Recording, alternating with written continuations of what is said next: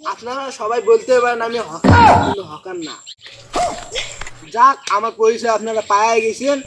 এখন আমি এমন একটি ওষুধ নিয়ে আইলাম, যা যেখানে লাগাবেন ওখানে বাচ্চা 3 থেকে 4 মাসে